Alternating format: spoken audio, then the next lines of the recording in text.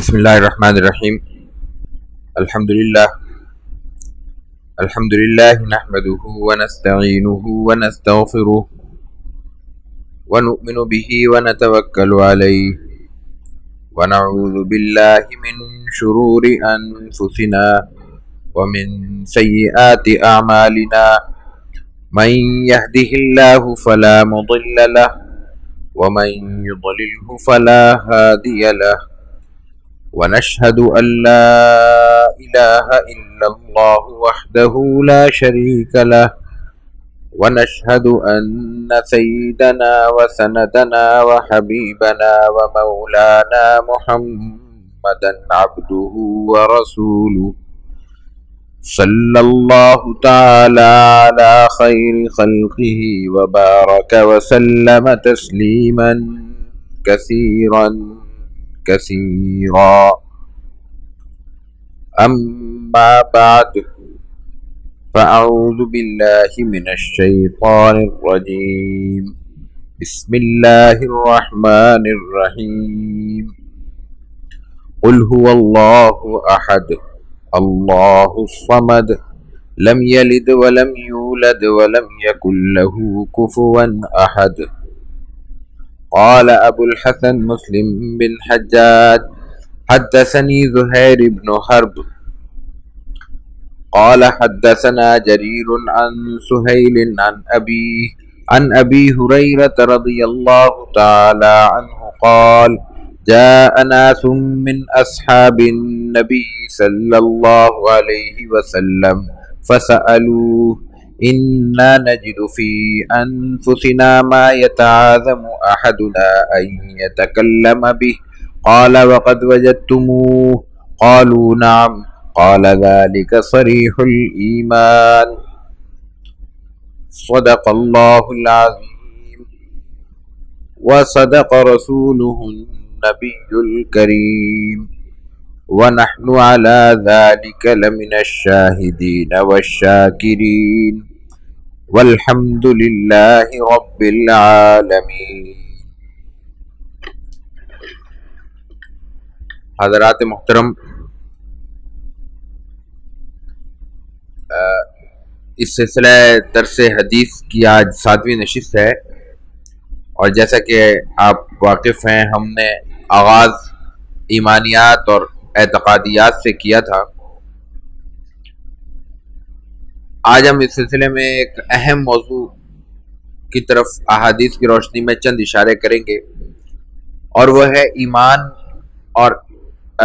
اللہ تعالیٰ اور رسول اللہ صلی اللہ علیہ وسلم اور قیامت اور آخرت کے حوالے سے جو انسان کے بطور مسلم اعتقادات ہیں، ان میں پیدا ہونے والے شک و شبہات اور وسوسے کیا درجہ رکھتے ہیں، اور اس کے بارے میں احادیث سے ہمیں کیا رہنمائی میسر آتی ہے۔ یہ روایت ہم نے صحیح مسلم سے لی ہے، اور اس روایت کے جو حدیث نمبر ہے وہ 209 ہے کتاب الایمان سے۔ امام مسلم کے استاد زہیر بن حرب جریر سے روایت کرتے ہیں، وہ سہیل سے، اور سہیل اپنے والد سے، اور وہ ابو ہریرہ رضی اللہ تعالی عنہ سے۔ یہ بھی روایت مرفوع ہے، اور روایت کا حاصل یہ ہے کہ حضرت ابو ہریرہ رضی اللہ تعالیٰ عنہ کہتے ہیں کہ جناب رسول اللہ صلی اللہ علیہ وسلم کے پاس کچھ لوگ آئے، کچھ صحابہ حاضر خدمت ہوئے، اور آپ سے کہنے لگے کہ ہم اپنے دلوں میں ایسی باتیں اور ایسے خیالات پاتے ہیں جن کا ذکر کرنا بھی ہمیں ناگوار اور بہت بھاری محسوس ہوتا ہے۔ رسول اللہ صلی اللہ علیہ وسلم نے ان سے استفہامیہ انداز میں سوال کے لہجے میں پوچھا کہ وقت وجدتموہ، تمہارے دلوں میں یہ باتیں پیدا ہوتی ہیں؟ تو صحابہ نے عرض کیا جی نام۔ تو آپ نے فرمایا ذالک صریح الایمان، ذاک صریح الایمان، یہ تو ایمان، خالص ایمان ہے، واضح ایمان ہے، یہ تو ایمان کی واضح علامت ہے۔ اس حدیث کے حوالے سے ہمیں 2-3 باتیں عرض کرنی ہیں۔ پہلی بات تو یہ کہ کسی کے ذہن میں اگر کوئی شک پیدا ہوا یا باقاعدہ جماعت نے قالو کا لفظ ہے کہ چند صحابہ اکرام نے اکٹھے اجتماعی طور پر آپ سے یہ سوال کیا تو آپ نے اس کو صریح الایمان کیوں کہا، واضح ایمان کس لیے کہا؟ اس کی سب سے اہم وجہ یہ ہے کہ انسان کے ذہن میں اگر اپنے ایمان کی حفاظت نہ ہو تو ان سوالات اور ان خیالات کے حوالے سے وہ تشویش میں مبتلا نہیں ہوگا۔ صحابہ کرام کا یہ کہنا کہ ہمیں بڑا ڈر محسوس ہوتا ہے، خوف محسوس ہوتا ہے، اتنی بڑی بات ہے کہ ہم زبان پہ لانا بھی اس کو اچھا نہیں سمجھتے، یا ہمارے لیے ہمیں اتنی ہمت ہمیں اپنے اندر نہیں پاتے کہ ہم اس کا ذکر کریں، تو اس کا مفہوم کیا ہے کہ وہ ایمان کی قدر و قیمت سے واقف تھے اور ایمان کے اس درجے کا ان کو علم تھا، بلکہ وہ درجہ ان کو حاصل تھا جس پہ ہلکا سا تردد بھی ان کے لیے پریشانی کا باعث بنا۔ تو یہ رسول اللہ صلی اللہ علیہ وسلم کی طرف سے اعلان یا آپ کی طرف سے ایک ان کو اطمینان دلانا اس لیے تھا کہ ان کو یہ یقین ہو جائے کہ اگر کسی کمزوری اور خامی کا کسی کو علم ہے یا کوئی ہلکی سی چیز بھی قدر و قیمت کے حوالے سے ان کے سامنے آتی ہے تو اس میں شک اور تردد خود اس بات کی دلیل ہے کہ ان کو اس کی قدر و قیمت کا احساس ہے۔ ہمارے ہاں اگر ہم اس کو عمومی مثال سے دیکھیں تو جہاں انسان پہلے سے چوکنا ہو اور اپنی تحفظ کے حوالے سے واضح ذہن رکھتا ہو تو وہاں خطرات کم ہوتے ہیں۔ عمومی چور و چکے تو اس جگہ آتے ہی نہیں جہاں گارڈز ہوں، وہاں تو خاص نوعیت کے حملے ہو سکتے ہیں، اور وہ کرنے والے بھی ایک سے زائد بار ریکی کرتے ہیں اور سوچتے ہیں اور رخنہ تلاش کرتے ہیں کہ کہاں سے اس حفاظتی اور اس تحفظ کی دیوار کو توڑا جا سکتا ہے، کہاں سے اس میں داخل ہو سکتے ہیں۔ تو عمومی سطح پر حفاظت کے جو ممکنہ اقدامات ہوتے ہیں وہ کرنے کے بعد انسان کے ذہن میں کوئی تردد نہیں رہنا چاہیے کہ انسان عام طور پر محفوظ ہو جاتا ہے۔ تو جہاں ایمان کا معاملہ ہو اور انسان حساس ہو اور اس حد تک حساس ہو کہ کوئی ذہن میں آنے والے خیال کو بھی وہ اچھا محسوس نہ کرتا ہو، بلکہ نہ صرف یہ کہ اچھا محسوس نہ کرتا ہو بلکہ وہ فوراً اللہ تعالیٰ کی طرف رجوع کرنا چاہتا ہو، رجوع کرتا ہو، تو اس کا مفہوم واضح طور پہ یہی ہے کہ وہ جگہ محفوظ ہے، ایمان اس کا محفوظ ہے، اور وہ اس حد تک حساس ہے کہ اگر کوئی خیال ذہن میں آ رہا ہے تو اس سے وہ ڈر رہا ہے اور بچنا چاہتا ہے، تو عملی طور پر کوئی چیز انشاءاللہ اس کے ذہن میں ایسی نہیں آئے گی جو اس کے ایمان کے لیے نقصان دہ ہو، اس لیے کہ وہ اپنے ایمان کے حوالے سے فکر مند بھی ہے اور اس کو اپنی اس دولت کا اہمیت کا احساس بھی ہے۔ یہ تو ایک بات ہے۔ دوسری بات یہ کہ یہ سوال پیدا کیوں ہوئے یا پیدا کیوں ہوتے ہیں، یہ بھی بہت آسان بات ہے اور اسی ہماری گفتگو سے اس کا بھی نتیجہ نکل سکتا ہے کہ کسی بھی ایسی جگہ پہ جہاں پہ کوئی قدر و منزلت کی چیز رکھی ہو یا جہاں کوئی دولت ہو یا کوئی اور ایسی چیز ہو جس کی مارکیٹ ویلیو ہے، جس کی قیمت ہے، تو وہاں پہ یہ بات تصور کرنا درست نہیں ہوگا کہ یہ ہمیشہ محفوظ رہے گی اور اس پہ کوئی حملہ نہیں ہو سکتا۔ حفاظت کی جائے گی، حفاظتی اقدامات کیے جائیں گے، اس کے تحفظ کو یقینی بنایا جائے گا، یہ انسان کی کوشش ہے، لیکن یہ تصور کر لیا جائے کہ کوئی ایسا مرحلہ بھی آئے گا کہ لوگ للچائی ہوئی نظر سے اسے نہیں دیکھیں گے اور لوگوں کے ذہنوں میں اس کے حوالے سے کوئی غلط تصور پیدا نہیں ہوگا، یہ بات ممکن نہیں ہے۔ انسانی مزاج ایسا ہے کہ اس میں اس قسم کی چیزوں کی طرف لالچ اور رغبت قدرتی طور پر رکھی گئی ہے، اگر اس کو اس کی تہذیب نہ کی جائے تو انسان اس سے نقصان اٹھاتا ہے۔ تو ایمان جیسی نعمت اور دولت جس کا قرآن حکیم نے، رسول اللہ صلی اللہ علیہ وسلم نے کئی مقامات پر کئی حوالوں سے ذکر کیا، اور اس دنیا کی سب سے بڑی نعمت ہے ایک انسان اور مسلمان کے لیے، یہ کیسے آدمی یقین کر سکتا ہے کہ اتنی بڑی نعمت انسان کو حاصل ہو اور اس کائنات میں پوری کائنات کا سب سے بڑا ازلی دشمن شیطان اس کے بارے میں کوئی اقدام نہ کرے اور انسان اس سے محفوظ رہے۔ اس لیے جہاں امتحان ہوگا وہاں شک اور شبے کی چیزیں پیدا ہوں گی، لیکن انسان کا کام کیا ہے؟ وہ یہی ہے کہ جو رسول اللہ صلی اللہ علیہ وسلم نے فرمایا کہ انسان اپنے آپ کو یہ یقین دلائے، اپنا ایمان مضبوط رکھے اور یہ یقین دلاتا رہے کہ اس قسم کی چیزیں وقتی ہیں، حوادث ہیں، عارضی چیزیں ہیں، اس کے نتیجے میں انسان کو انشاءاللہ نقصان نہیں ہوگا اگر وہ اپنی استقامت کے ساتھ اپنے سوچ پہ، اپنی فکر پہ کاربند رہتا ہے اور اپنی ایمان کی حفاظت کرنا چاہتا ہے۔ تیسرا سوال اور ہے، وہ یہ کہ اگر کوئی ایسا سوال پیدا ہوتا ہے اور اس کے حوالے سے ہم کچھ بات انشاءاللہ آئندہ ایک حدیث جو ہم پیش کریں گے وہ بھی اسی موضوع سے متعلق ہے، تو کچھ باتیں اس کے بعد کریں گے. لیکن یہ کہ یہ اس قسم کے جو اگر سوالات پیدا ہوتے ہیں تو ان سوالات کو کیا ایک ہی درجے میں رکھا جائے گا یا ان کو کیٹیگرائز کیا جائے گا، ان کو کچھ درجہ بندی ہوگی، کچھ حصوں میں تقسیم کیا جائے گا، اور پھر اس کی ٹریٹمنٹ ہر نوعیت کے سوالات کی الگ الگ ہے. ذاتی طور پر جو کچھ حدیث سے سمجھ میں آتا ہے، قرآن حکیم سے جو مطالعہ ہے اور یہ صوفیاء نے جو اس پہ لکھا ہے، اس سے بات یہ سمجھ میں آتی ہے کہ اس نوعیت کے سوالات کے مختلف درجے ہیں اور ان درجوں کے اعتبار سے ہی ان کو الگ الگ کیا جائے گا اور ان کے ساتھ وہی سلوک کیا جائے گا جو اس درجے کا تقاضا ہے. چونکہ آئندہ آنے والی حدیث مبارکہ بھی اسی حوالے سے ہے، اس لیے اس کے حوالے سے چند باتیں آئندہ حدیث کی ترجمے کے بعد ہم پیش کرتے ہیں. قال ابو الحسن مسلم بن حجاج حدثني زهير بن حرب وعبد بن حميد جميعا عن يعقوب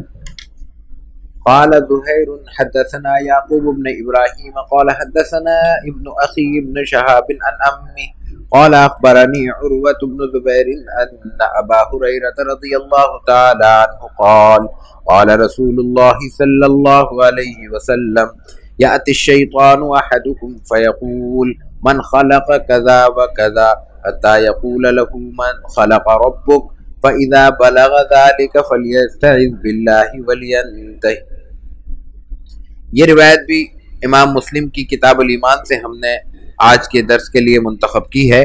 اور یہ جو ہم نے ابھی اس سے قبل حدیث پیش کی تھی اس کے متصل چند احادیث کے بعد ہے. اس کا حدیث نمبر 214 ہے. یہ دو امام مسلم کے دو استاد ایک ساتھ نقل کرتے ہیں. ایک تو وہی زہیر ہے جن سے ہم نے ابھی حدیث نقل کی ابھی اس سے قبل والی، اور دوسرے عبد ابن حمید ہیں. احادیث میں جو مجموعے ہمارے پاس موجود ہیں یا جن کے بارے میں واضح طور پر روایات ملتی ہیں اور وہ مطبوعہ شکل میں بھی ہمیں دیکھنے کو ملتے ہیں، ان میں ایک مجموعہ عبد ابن حمید کا بھی ہے. یہ بات ہم پہلے ابتدائی درس میں کہہ چکے ہیں کہ ہمارے ہاں سیاستہ اور خصوصاً بخاری و مسلم مشہور ترین کتب ہیں، لیکن احادیث کی جمع و تدوین اس سے بہت پہلے ہوئی تھی. یہی وہ نقطہ ہے جس کو فراموش کرنے کی وجہ سے بہت سے حضرات نے یہ کہا کہ احادیث کی کتابت کوئی تیسری صدی میں شروع ہوئی، جس کا سبب یہ تھا کہ امام مسلم کا انتقال 261 میں اور امام بخاری کا انتقال 256 میں ہوا ہے. تو 256 اور 261 کا مفہوم یہ ہے کہ تیسری صدی کے درمیان وسط میں. اس لیے ان حضرات کا خیال یہ ہے کہ چونکہ بخاری اور مسلم کتابیں مشہور ہیں تو یہی ابتدائی کتب ہیں. یہ جب 250 سال کے بعد لکھی گئی تو ماضی میں جو کچھ تھا وہ سینہ گزر تھا، اس لیے اس میں دوسرے خارجی اثرات کے ملنے کا اور ملاوٹ کا امکان واضح ہے. ایسی بات اس لیے نہیں ہے کہ یہاں جو اس روایت میں امام بخاری امام مسلم کے دوسرے استاد عبد ابن حمید ہیں، ان کی مسند عبد ابن حمید نہ صرف یہ کہ چھپی بھی موجود ہے بلکہ محفوظ بھی ہے. یہ ان چند لوگوں میں سے ہیں جن کی کتب حدیث موجود ہیں اور اصل شکل میں محفوظ ہیں. یہ یعقوب سے نقل کرتے ہیں، یعنی ان کے استاد یعقوب ہیں، اور زہیر کہتے ہیں کہ یعقوب ابراہیم سے نقل کرتے ہیں، اور ابراہیم یہ کہتے ہیں کہ میں ابن شہاب کے بھتیجے سے نقل کرتا ہوں، اور وہ ابن شہاب اپنے چچا سے نقل کرتے ہیں، یعنی ابن شہاب سے نقل کرتے ہیں. اور وہ کیا کہتے ہیں؟ وہ کہتے ہیں عروہ ابن زبیر نے ہمیں یہ بتایا. حضرت عروہ ابن زبیر تابعی ہیں، اور ان کا بھی ایک تعارف ہے. سیرت طیبہ کے حوالے سے جو کتب ابتدائی عہد میں مغازی کے عنوان سے لکھی گئی تھی ان میں ایک کتاب عروہ ابن زبیر کی بھی ہے، اور حضرت عروہ ابن زبیر کی وہ کتاب اگرچہ اصل شکل میں موجود نہیں ہے، ہم تک نہیں پہنچی، لیکن ان کی روایات دوسری کتب میں موجود تھیں. ان کتب سے اخذ کر کے کام ہوا ہے اور ان کو ایک کتابی شکل دی گئی ہے، اور اس کا ترجمہ بھی محفوظ ہے. تو حضرت عروہ ابن زبیر کہتے ہیں کہ میں نے یہ بات حضرت ابو ہریرہ رضی اللہ تعالیٰ عنہ سے سنی.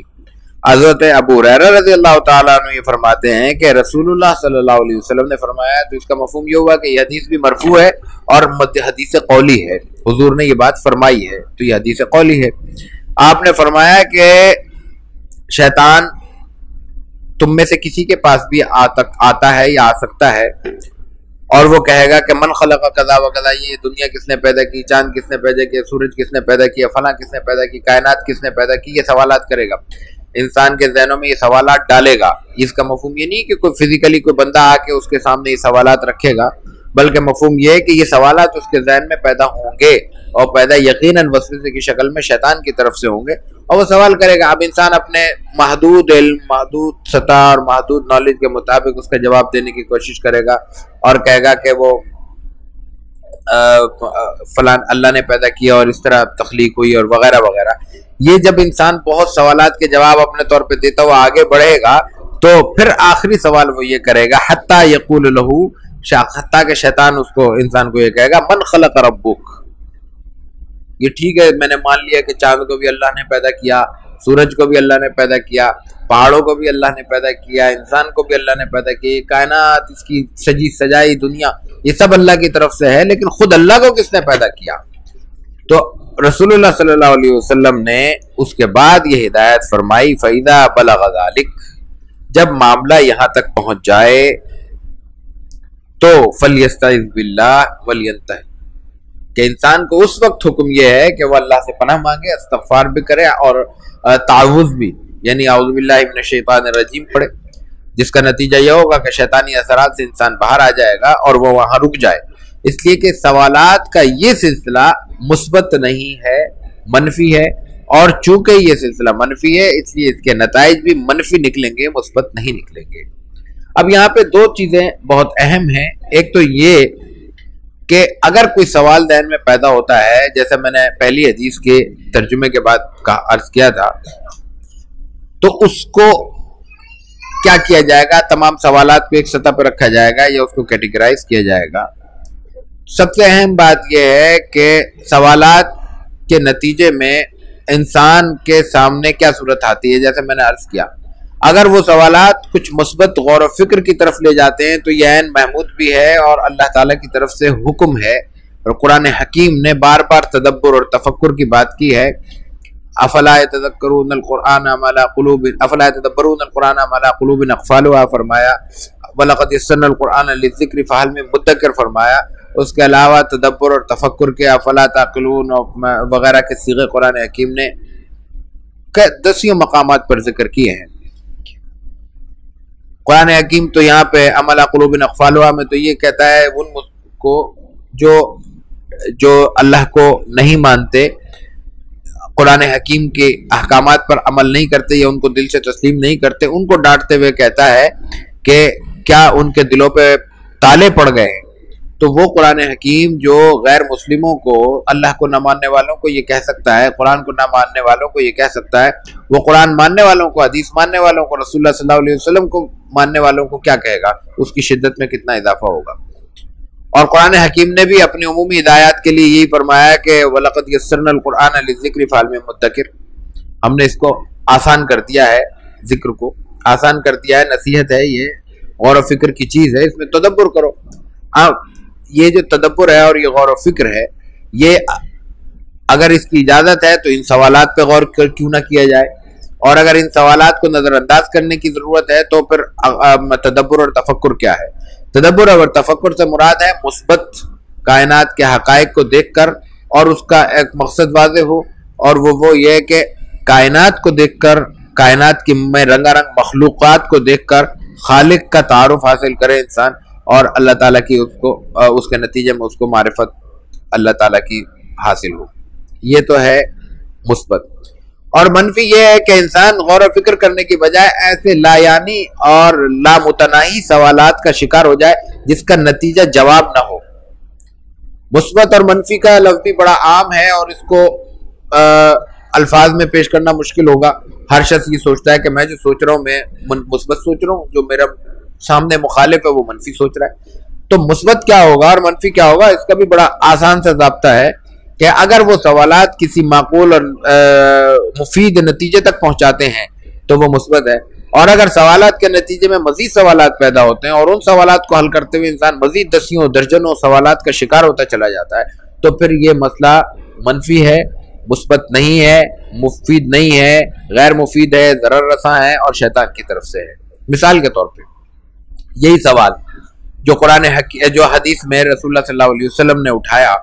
اور اس کے جواب میں آپ نے فرمایا کہ یہ سوالات جب آگے بڑھ جائیں تو استغفار کرو،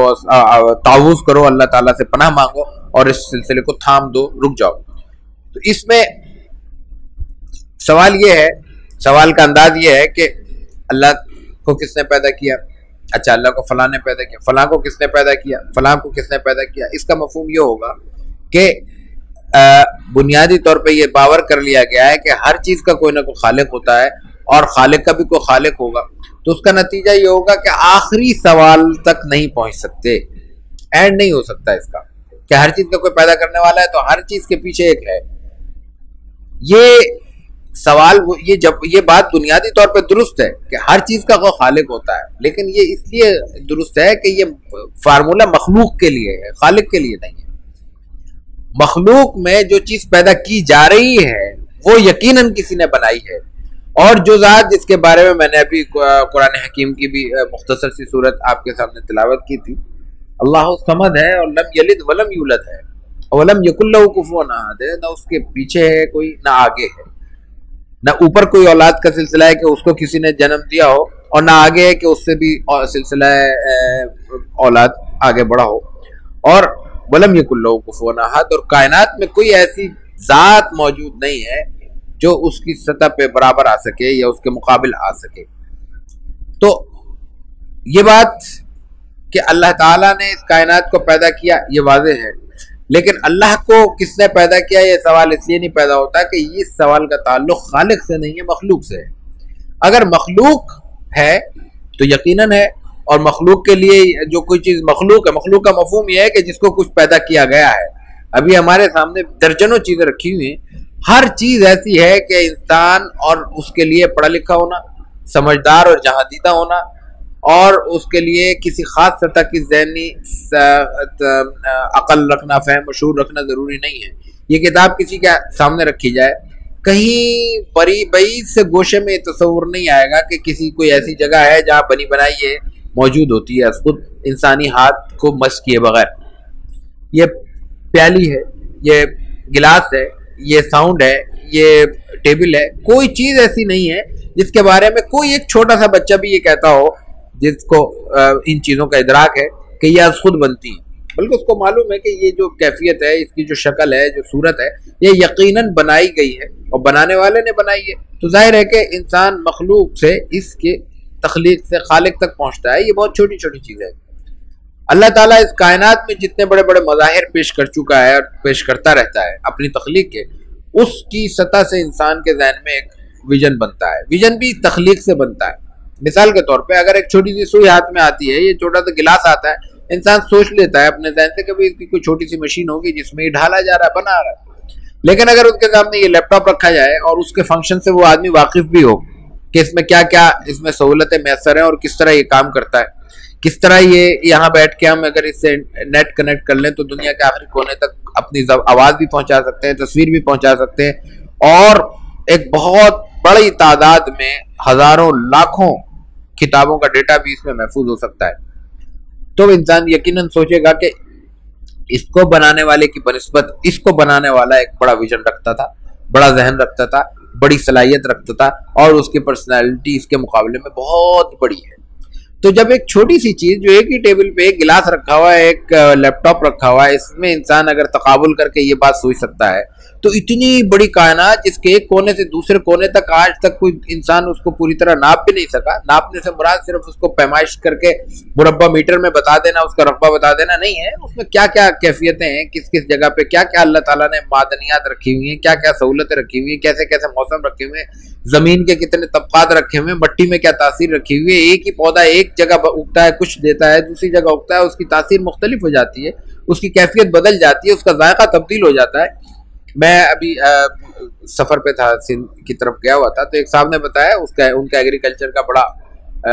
خاصا وسیع تجربہ ہے، واللہ عالم کس حد تک درست ہے، مجھے الف بے بھی نہیں پتا اس بات کی۔ انہوں نے یہ بتایا اپنے تجربے کی بنیاد پہ کہ اجوا جو مدینہ طیبہ کی ہوتی ہے وہ سندھ میں لگتی ہے، اور 6-7 قسمیں ہیں اس کی جو انہوں نے یہاں اگائی ہیں، خود اگائی ہیں، لیکن کہنے لگے جو اصل مدینے کی اجوا ہے وہ جب مدینے سے باہر لگتی ہے تو اس میں گٹھلی نہیں ہوتی، ایک پودا ہے، ایک درخت ہے، کہہ لے اس کا ذائقہ بھی وہی ہے، انہوں نے لیبورٹری ٹیسٹ کرایا، اس کی تاثیر بھی وہی ہے، اس کی افادیت بھی وہی ہے، گٹھلی نہیں ہے، وہی گٹھلی سے اگائیں آپ مدینہ طیبہ میں، اس کے اندر گٹھلی بنتی ہے، باہر اگا رہے ہیں گٹھلی نہیں بنتی۔ یہ کائنات کے جو راز اللہ تعالیٰ نے رکھے ہوئے ہیں، اس کو اگر انسان ذہن میں رکھے تو اندازہ کیسے ممکن ہے کہ انسان یہ اندازہ نہ کر سکے کہ یہ چھوٹی چھوٹی چیزوں بنانے والوں کو ہم اتنا مقام دیتے ہیں، اتنی اہمیت دیتے ہیں، تو ان تمام پیدا کرنے والوں کے ذہن جس نے بنائے ہوں گے اور اس پورے کائنات میں جو رنگا رنگی اور ہما ہمی پیدا کی ہے جس ذات نے، اس کا مقام کیا ہوگا اور اس کی سطح کیا ہوگی، اور اس ذات کو انسان اگر کیا پیش کر سکتا ہے تو کیا پیش کر سکتا ہے سوائے اس کے کہ اس کو اپنا رب اور خالق مان کے اس کے آگے سر و سجود ہو جائے اور اس کے احکامات کو عملی کوتاہی کے ساتھ ساتھ دل سے قبول کرنے کا اعلان کر دے۔ تو یہ تو ایک پہلو ہے اس حدیث کا۔ دوسری آخری بات جو اس حوالے سے میں عرض کرنا چاہتا ہوں خاص طور سے وہ یہ کہ اگر انسان کے ذہنوں میں خیال پیدا ہوتے ہیں تو خیال کتنی نوعیتوں کے ہوتے ہیں اور خیال کیا ہے؟ دو چیزیں بہت واضح ہیں، صوفیاء نے اس پہ لکھا بھی ہے کہ ایک ہے خیال اور ایک ہے وسوسہ۔ خیال وہ ہے جو انسان کے ذہنوں میں آتا ہے اور گزر جاتا ہے۔ یہ آنا اور گزر جانا یہ انسان کے لیے مفید ہے، اور اس میں اگر کوئی چیز کمزور بھی ہے تو اس لیے انسان کو اس میں تردد نہیں ہوتا یا نہیں ہونا چاہیے کہ وہ گزر رہا ہے۔ اگر وہ رک جاتا تو تشویش کی بات تھی۔ انسان کے ذہنوں میں بعض اوقات انسان پریشان ہوتا ہے تو بھی کمزور خیالات آتے ہیں، طبیعت ناساز ہو تب بھی خیالات آتے ہیں، ویسی بے دھیانی کی کیفیت ہو تب بھی خیالات آتے ہیں، یا انسان جذباتی کیفیت میں ہو کسی بھی وجہ سے، خوشی اور مسرت اور غم اور تکلیف اور دکھ اور اس نوعیت کے جو جذبات انسان کے ساتھ ہم وقت وابستہ ہے، ان میں سے کسی جذبہ اگر بڑھ جاتا ہے اور وہ انسان اس وقت اپنی طبیعت کے اعتبار سے اعتدال پہ نہیں ہوتا تو وہ کیفیت انسان کے اندر بہت سے خیالات کو جنم دیتی ہے، لیکن جو ہی انسان معتدل ہوتا ہے وہ کیفیت از خود رخصت ہو جاتی ہے۔ اسی لیے جو جذبات کی کیفیت ہے اس میں شریعت نے فیصلہ کرنے سے منع کیا ہے، اس لیے کہ فیصلے کی بنیاد وقتی نہیں ہوتی، فیصلے کے اثرات بس طویل و دیرپا ہوتے ہیں۔ اگر کوئی فیصلہ وقتی طور پر کسی حادثے کے شکار ہو کر انسان کرے گا تو اس کے نتیجے میں جو فیصلہ ہوگا وہ دیرپا نہیں ہوگا، وہ وقتی مصلحتوں کا شکار ہوگا، اس کے اثرات دور تک نہیں جائیں گے۔ اس سے بچنے کے لیے شریعت نے یہ حکم دیا ہے کہ فیصلہ جذبات تو ہوں گے، اس وقت انسان ان سے گزرے گا، وہ کوئی غیر معمولی چیز نہیں ہے، وہ ہر انسان کے ساتھ ہے، لیکن اس وقت احتیاط یہ کی جائے کہ ایک تو اس کیفیت سے انسان از خود شعوری کوشش کرے نکلنے کی، اور دوسرا اس وقت کوئی فیصلہ نہ کرے۔ مسائل پیدا نہیں ہوں گے، مسائل اس وقت پیدا ہوں گے کہ جب اس کیفیت میں فیصلہ کرنے کی کوشش کی جائے، نتیجہ یہ ہوگا کہ وہ سطح بھی پھر دیر پا ہو جائے گی، وہ جذبات کی کیفیت کو بھی ایک سپورٹ مل جائے گی اور وہ بڑھ جائے گا، اور حالانکہ اس میں ظاہر ہے کہ انسان کو نقصان ہے اپنا، یعنی فزیکلی بھی طبعاً بھی انسان کو نقصان ہوتا ہے جذبات کے اضافے کا۔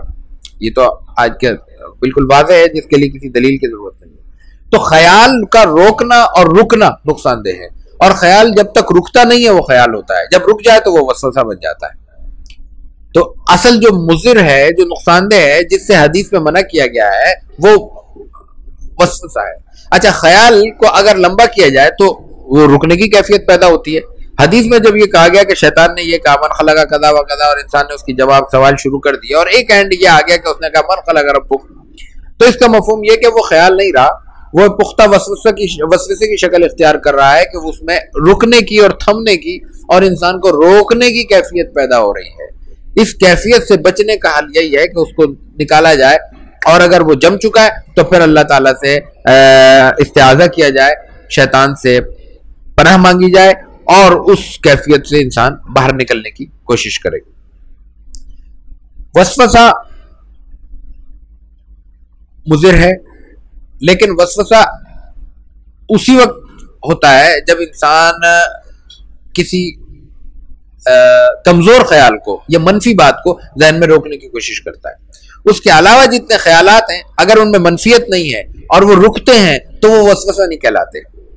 وسوسہ اس وقت کہلائے گا جب وہ اس میں منفیت ہو اور انسان کے مزاج کے، عقیدے کے، ایمان کے اور اس کے تعلقات کے روابط کے خلاف کوئی چیز اس کو چبھ رہی ہے۔ صرف عقیدے کی بات نہیں ہے، اگر وہ باہم لڑانے کا کوئی تصور ہے، کوئی جھگڑا ہے، کوئی خاندان کا معاملہ ہے، دوست احباب کا تعلق ہے، کوئی اور سیاسی غیر سیاسی معاملہ ہے، اس میں انسان کے ذہن میں کوئی تصور آتا ہے اور وہ پختہ تر ہو جاتا ہے، تو بھی وہ وسوسہ ہے کہ وہ انسان کو منفی اقدام کی طرف اور منفی رد عمل کی طرف اس کو مائل کر رہا ہے، تو وسوسہ ہے۔ لیکن اگر اس میں تعمیری سوچ ہے، اگر اس کے نتیجے میں انسان کچھ کرنے جا رہا ہے، بے شک وہ بظاہر منفی نظر آتا ہے،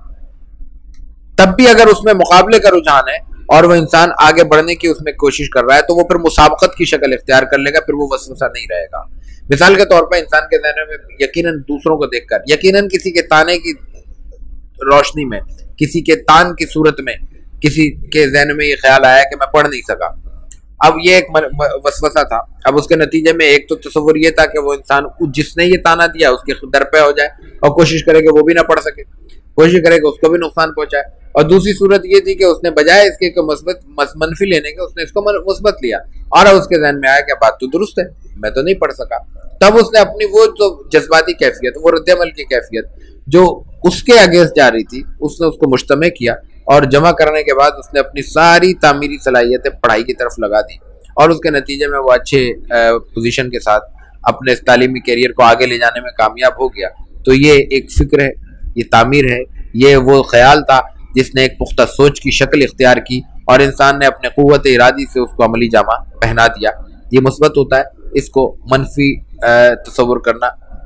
درست نہیں ہوتا۔ لیکن اس سے جو بات ثابت ہوتی ہے یا سامنے آتی ہے وہ یہی ہے کہ انسان کے اندر بڑی متضاد اور متعارض اور متحارب کیفیتیں ہیں، ایک دوسرے سے لڑتی ہیں، یہ کیفیتیں ایک دوسرے سے ٹکراتی ہیں، ایک دوسرے کی ضد میں اور اناد میں بہت کچھ کرتی ہیں، نتیجتاً انسان کا اپنا نقصان ہوتا ہے۔ انسان کی ذمہ داری یہ ہے کہ ان سے خیالات کو جانچے، پرکھے، فیصلہ کرے کہ کون سی چیز مفید ہے، کون سی چیز غیر مفید ہے۔ جو مفید چیزیں ہیں ان کو غور فکر کے بعد سوچ سمجھ کر، اور اگر بالفرض کہیں سوچ انسان کا ساتھ نہیں دیتی، بالفرض کسی مرحلے پہ انسان یہ فیصلہ خود کرنے میں کامیاب نہیں ہوتا، تو وہ دوسروں سے مشورہ لے سکتا ہے جن پر اعتماد ہے، اور یہی مشورہ ایک مسلمان کی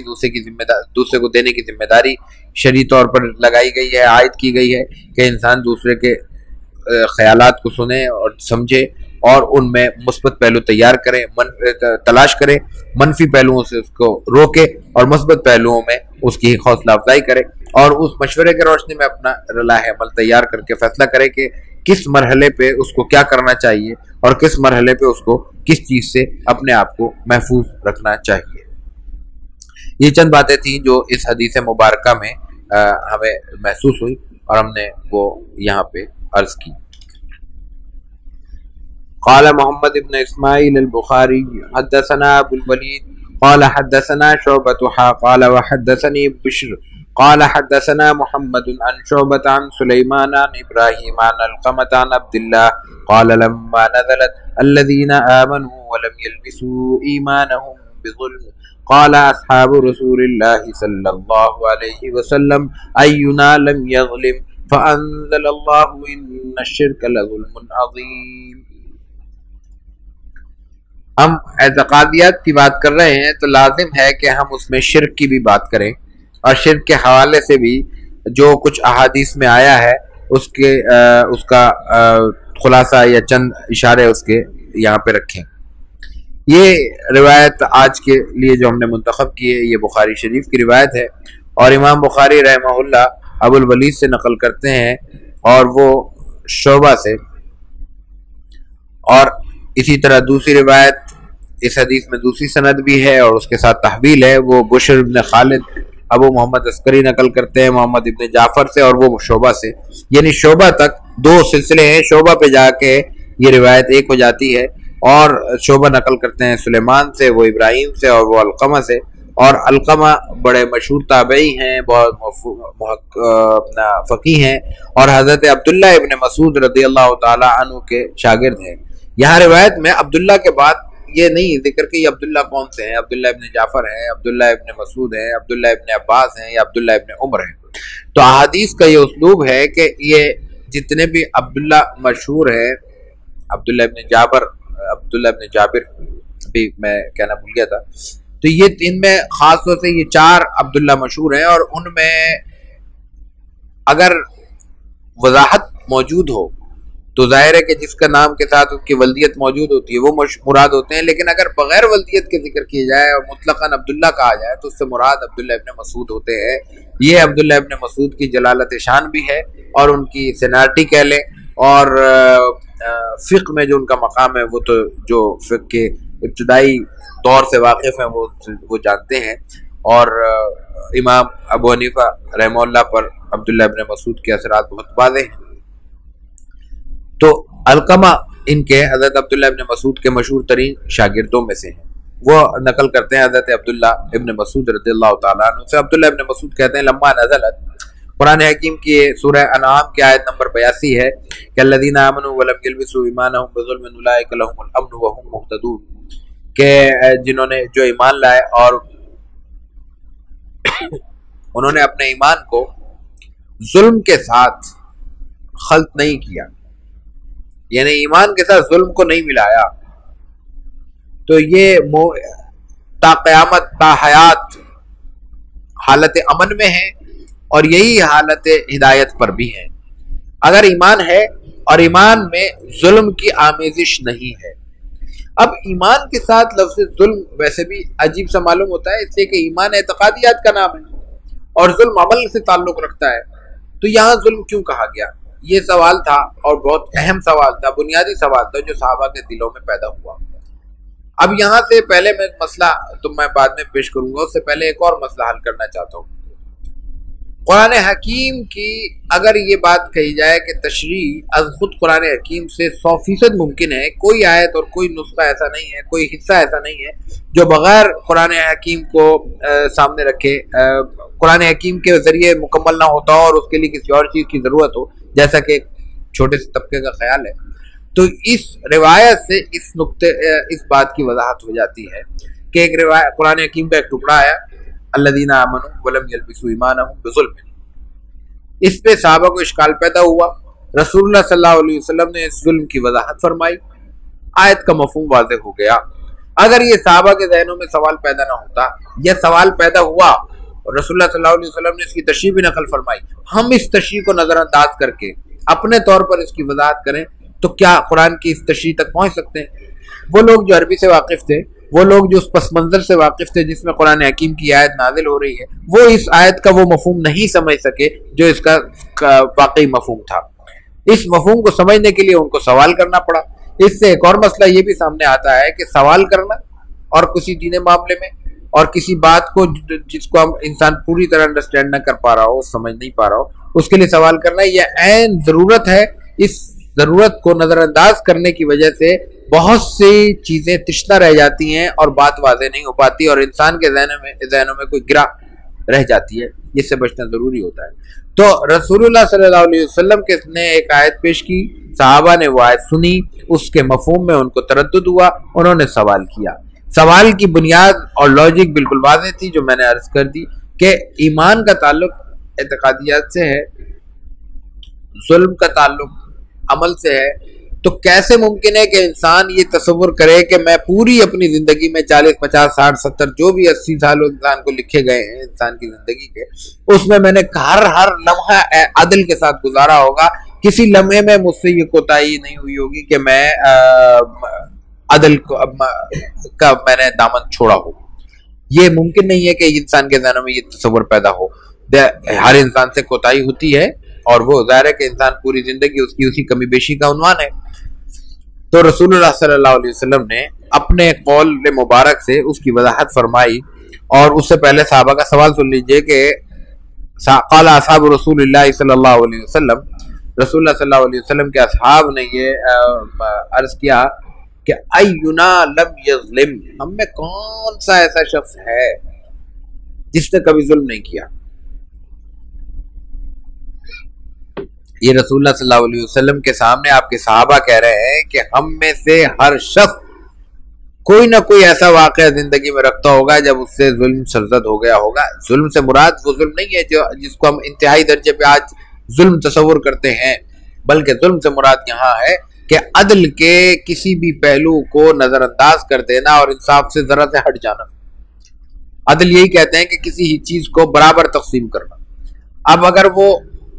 ایسے جھکتا ہے ایک طرف کا پلڑا کہ دوسرا پلڑا بالکل اوپر چلا جاتا ہے، تو یہ تو ظلم واضح ہے. لیکن یہ بھی ظلم ہے کہ چھٹانگ آدھا چھٹانگ پلڑا آگے پیچھے ہو جاتا ہے. ظاہر ہے کہ انسان ان معاملوں میں کیسے گواہی دے سکتا ہے کہ اس نے ہر معاملے میں اتنا اہتمام کیا ہے کہ بالکل معاشے اور دو معاشے کا بھی اس کی زندگی میں کہیں فرق نہیں آیا اور بالکل متوازن، ممکن نہیں ہے. تو رسول اللہ صلی اللہ علیہ وسلم نے کے سامنے جب یہ سوال ہوا تو قرآن اس کی وضاحت میں اترا. قرآن حکیم کی ایک آیت نازل ہوئی، فَأَنزَلَ اللَّهُ، اللہ تعالیٰ نے اس پہ آیت نازل کی، إِنَّ الشِّرْكَ لَظُلْمٌ عَظِيمٌ. یہ سورہ لقمان کی آیت نمبر 13 ہے. تو یہاں اللہ تعالیٰ نے وضاحت فرما دی کہ یہاں چونکہ معاملہ ایمان کا تھا تو یہاں لفظ ایمان سے ظلم، ایمان کے ساتھ جب ظلم آیا تو اس سے مراد ظلم کی آخری شکل تھی جو شرک ہے.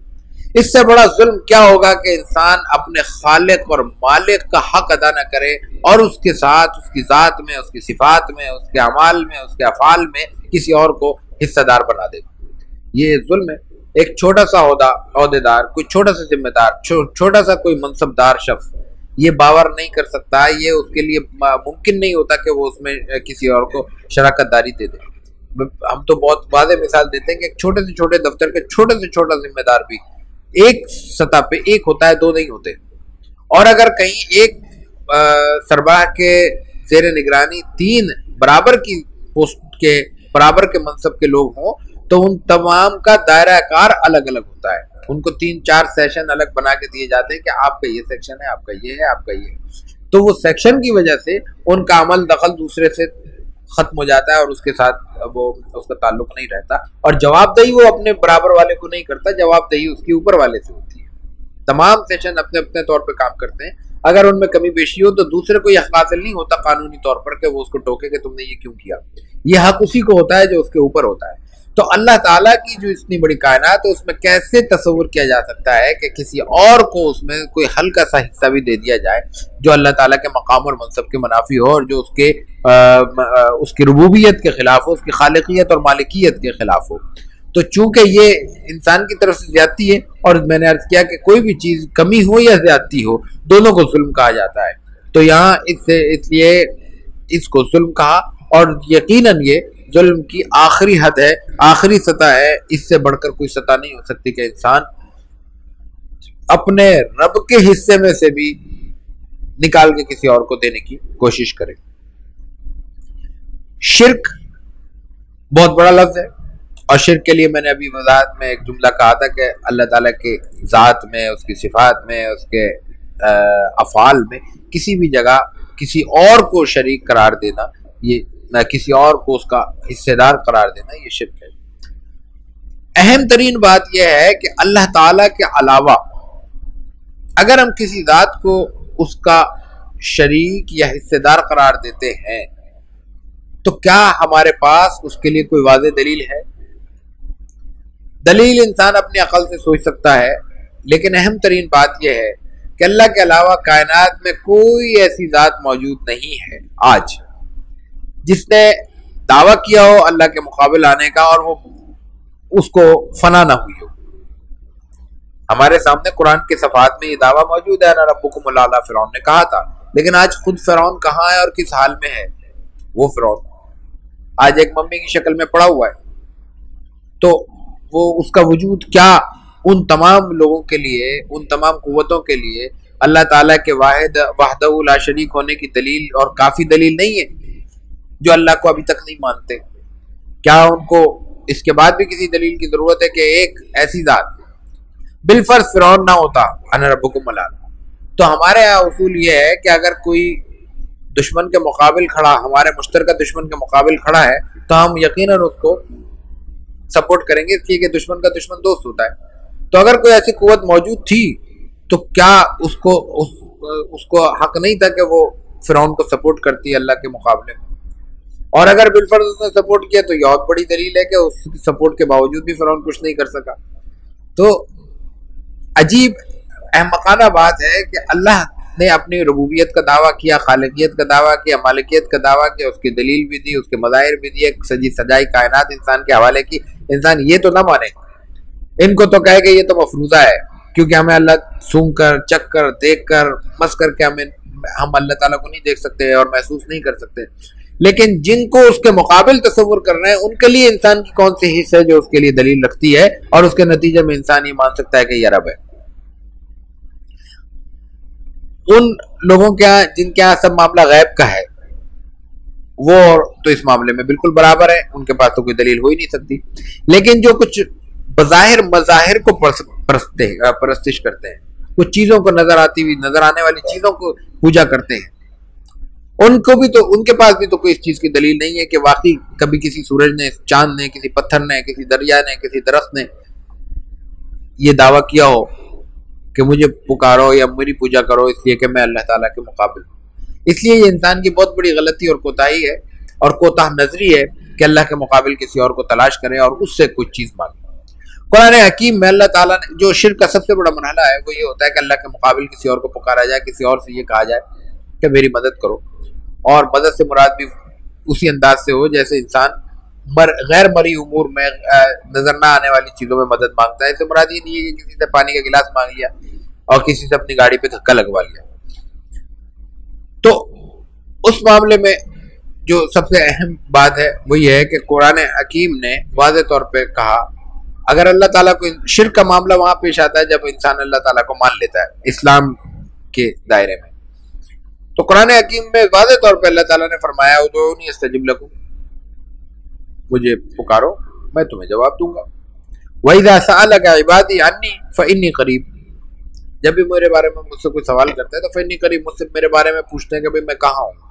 وَإِذَا سَأَلَكَ عِبَادِي، میرے بندے آپ سے، اللہ کے رسول صلی اللہ علیہ وسلم پوچھتے ہیں میرے بارے میں انی فإنی قریب، تو ان کو کہہ دو کہ میں بہت قریب ہوں۔ محاورے کی زبان میں ہم کہتے ہیں کہ اللہ تعالیٰ شارت سے بھی قریب ہے۔ تو وہ ذات جو از خود اپنا اظہار ان الفاظ سے کر رہی ہے، تو پھر اس کو پکارنے کے لیے کسی اور سہارے کی ضرورت کیا معنی رکھتی ہے؟ یہ تو ہے بالکل واضح معاملہ پکارنے کا۔ یہ جب ظاہر ہے کہ جب پکارنا اس کے علاوہ ممکن نہیں ہے تو لینا اور دینا اس کے علاوہ کون کر سکتا ہے؟ لیکن اس میں تھوڑا سا احادیث کی روشنی میں جو گنجائش نکلتی ہے اور بنتی ہے، اور اس معاملے میں بھی پھر ایک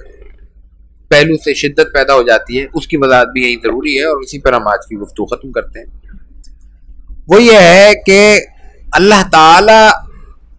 کو پکارتے ہوئے اللہ کے کسی فرستادہ یا کسی پسندیدہ شخصیت کا، ذات کا حوالہ دیا جا سکتا ہے یا نہیں دیا جا سکتا؟ اس معاملے میں بہت زیادہ شدت اس لیے نامناسب ہے کہ ایک تو رسول اللہ صلی اللہ علیہ وسلم سے، عہد صحابہ سے اور عہد تابعین سے اور سلف سے یہ اس کے حوالے سے چیزیں منقول ہیں، خود صحابہ سے منقول ہے، رسول اللہ صلی اللہ علیہ وسلم کی ذات سے اور آپ کے تبرکات سے استفادہ اور توسل۔ دوسری بات یہ ہے کہ اس میں انسان اپنے طور پہ اس کا عقیدہ کیا ہے۔ اگر انسان اللہ کے دربار میں جانے کی بجائے کسی اور کے دربار میں جاتا ہے اور اس دربار سے اس کا امید یہ لگاتا ہے کہ اللہ کے مقابل یا اللہ کے برابر یہ قوت رکھتا ہے، اور جو کام مجھے اللہ سے لینا ہے، اللہ کے پاس کون جائے گا، کہاں دیکھے گا، میں وہی اس سے لے لیتا ہوں، تو ظاہر ہے کہ اس میں شرک ہونے میں کوئی شک نہیں ہے۔ لیکن اگر بالفرض کوئی کہتا ہے کہ اللہ کے رسول صلی اللہ علیہ وسلم کا تجھے واسطہ، تجھے تیرے نبی کا واسطہ یا تجھے فلاں کا واسطہ، تو خود کیا یہ الفاظ اس بات کی دلیل نہیں ہے کہ اس کے دلوں میں رسول اللہ صلی اللہ علیہ وسلم کا جو مقام ہے اور اس کا اللہ کے دربار میں جو درجہ ہے اور اللہ کا جو اپنا مقام ہے وہ واضح ہے؟ اس لیے کہ اگر وہ اللہ کے مقابل یا اللہ کے برابر رسول اللہ صلی اللہ علیہ وسلم کو یہ کسی اور بزرگ کو رکھتا تو اس کو یہ کہنے کی کیا ضرورت تھی کہ تجھے اس کا واسطہ؟ وہ ڈائریکٹ اس سے کہتا کہ تو مجھے دے دے۔ یہ اس کا کہنا خود اس بات کی دلیل ہے کہ وہ مانتا ہے کہ اللہ رب ہے، خالق ہے، مالک ہے، سب کچھ قدرت اختیار میں اسی کے ہے، لیکن وہ اللہ کے ایسی ذات ہے جو اللہ کے قریب ہے اور اس کا مقام اور مرتبہ اور اس کا نام اللہ کے ہاں قدر و منزلت کا حامل ہے۔ میں اس گناہ گاری کے اور ایک کمزوری کی اس سطح پر ہوں کہ میری بات شاید نظر انداز ہو جائے، لیکن یہ اللہ کے ہاں صالحین کا درجہ پانے والے لوگ ہیں، ان کی بات اللہ تعالیٰ شاید رد نہ کرے۔ تو یہ بات بالکل اسلام کے مزاج کے مطابق بھی ہے اور اس میں اسلام سے ٹکرانے والی کوئی بات نہیں ہے، اور خصوصاً اللہ تعالیٰ کی توحید کے مقابل یہ چیز رکھنا انتہائی نامناسب ہے۔ اس لیے اس معاملے میں اگر کہیں سے شدت ہوتی ہے اور ہوتی ہے، اگر کوئی اس بارے میں سختی سے منع کرتا ہے اور یقیناً منع کرتا ہے، تو نہ صرف یہ کہ یہ شرک نہیں ہے، بلکہ اس کو شرک کہنا بھی ایک بڑا گناہ ہے، اس سے احتراز ہونا چاہیے۔ لیکن یہ دونوں باتیں نہایت باریک ہیں، ان دونوں میں فرق کرنا ہر انسان کے بس کی بات نہیں ہے۔ اس لیے احتیاط کا تقاضا یہی ہے کہ اگر انسان اس کو جسٹیفائی کر سکتا ہے، اس کو انڈرسٹینڈ کر سکتا ہے، اس کے سطح متعین کر سکتا ہے، اس فرق کو سمجھ سکتا ہے، تو یقیناً اس فرق کے ساتھ اپنی زندگی کے معمولات جاری رکھے۔ اگر یہ فرق نہیں کر سکتا تو پھر اس میں شک اور شبہ میں ڈالنے والی ہر بات سے بچنا اور احتراز کرنا ضروری ہے۔ اللہ تعالیٰ ہمارے لیے ان باریکیوں کو اور شریعت کے ان مقامات کو سمجھنا آسان فرمائے اور اس کے ذریعے عمل کی توفیق عطا فرمائے۔ وآخر دعوانا ان الحمدللہ رب العالمین۔